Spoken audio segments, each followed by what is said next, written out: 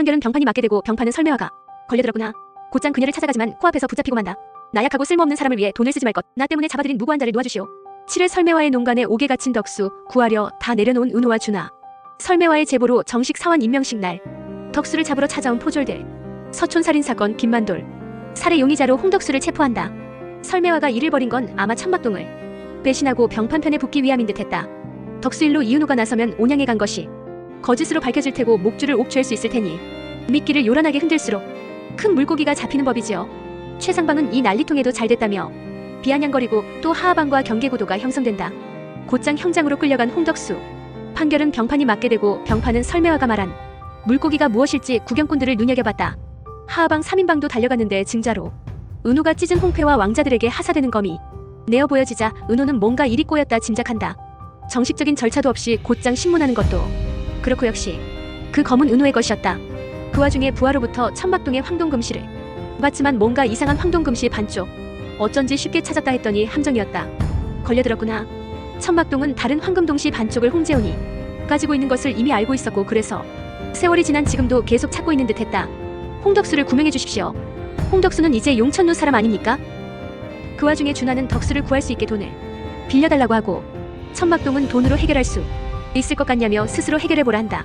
너한테 홍덕수가 그만한 가치가 있는 존재라면 네 힘으로 해결해야지.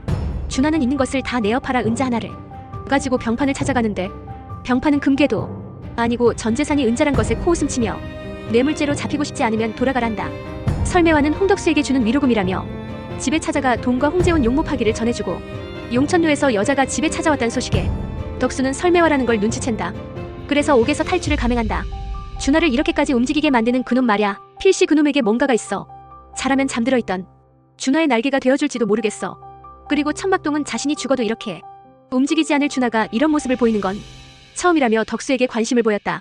탈옥한 덕수는 배후에 설매화가 있다는 생각에 곧장 그녀를 찾아가지만 코앞에서 붙잡히고 만다.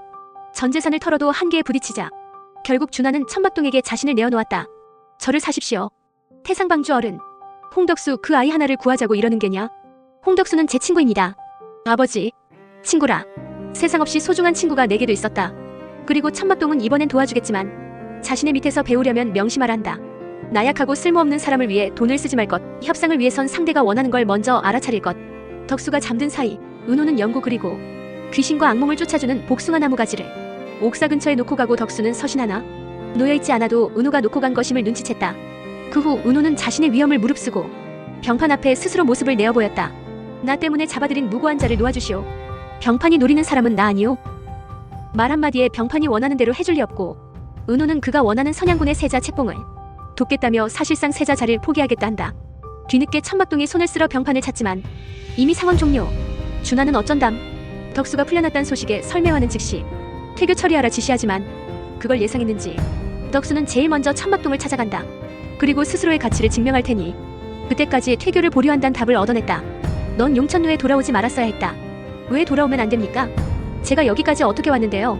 포청의 밀고에 살인죄를 뒤집어 씌운 제보자 누군지 알고 있습니다. 저는 절대로 비겁하게 도망가지 않을 겁니다. 이 영상이 즐거우셨다면 구독과 좋아요로 다음 소식을 놓치지 마세요.